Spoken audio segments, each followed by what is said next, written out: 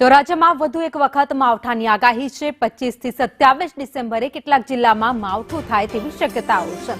22 ડિસેમ્બરથી ગુજરાતમાં વાદળછાયું વાતાવરણ રહેશે। હવામાન નિષ્ણાંત પરેશ ગોસ્વામીની આગાહી। સાબરકાંઠા, બનાસકાંઠા, અરવલ્લીમાં માવઠાની શક્યતા છે।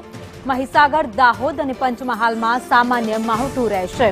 વલસાડ, ડાંગ અને નવસારીમાં હળવા વરસાદી ઝાપટા પડશે તો કચ્છમાં પણ વરસાદ પડે તેવી શક્યતાઓ છે। બોટાદ, ભાવનગર અને અમરેલીમાં પણ વરસાદ પડી શકે।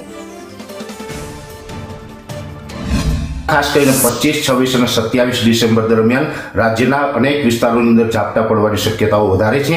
એનું મેઇન કારણ છે કે અત્યારે ઉત્તર ભારતના પહાડી પ્રદેશો ઉપરથી WD એટલે કે વેસ્ટર્ન ડિસ્ટર્બન્સ છે એ પસાર થઈ રહ્યું છે।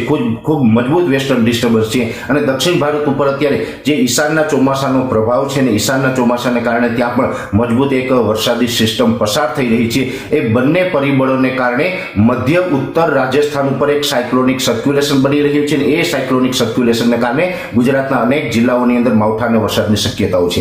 ખાસ કરીને 22 ડિસેમ્બરથી ગુજરાતના અનેક જિલ્લાઓની અંદર વાદળછાયું વાતાવરણ થવાનું ચાલુ થઈ જશે। વાદળોથી છે ગુજરાત ઘેરાઈ જશે અને આ ધીમે ધીમે વાદળો ઘેરાતા જશે એટલે 25, 26 અને 27 ડિસેમ્બર એ 3 દિવસ એવા હશે કે રાજ્યના અનેક જિલ્લામાં માવઠાના વરસાદ પડે તેવી શક્યતાઓ છે।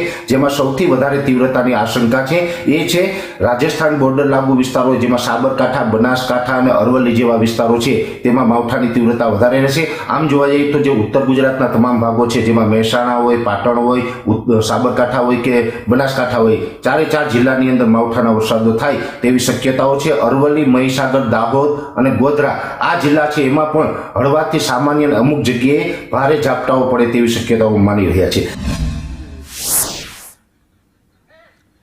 તો રાજ્યમાં કડકડતી ઠંડી વચ્ચે વરસાદની આગાહી કરવામાં આવી છે। હવામાન નિષ્ણાંત પરેશ ગોસ્વામી આગાહી કરી છે કે અનેક જિલ્લાઓમાં વરસાદી ઝાપટા પડી શકે છે। અત્યારે વાતાવરણ કેટલીક જગ્યાએ સૂકું છે તો કેટલીક જગ્યાએ ભેજવાળું વાતાવરણ છે, જેની અસર ગુજરાતમાં દેખાઈ શકે છે। ઉત્તર ભારતમાં અત્યારે માઇનસમાં ઠંડી છે, -11 હિમાચલ પ્રદેશમાં ઠંડી નોંધાઈ છે। આ સાથે લેહ લદ્દાખમાં પણ માઇનસમાં પારો સતત વધી રહ્યો છે। તેવામાં ગુજરાતમાં પણ ઠંડીની અસરની સાથે વરસાદી માહોલ પણ જોવા મળશે।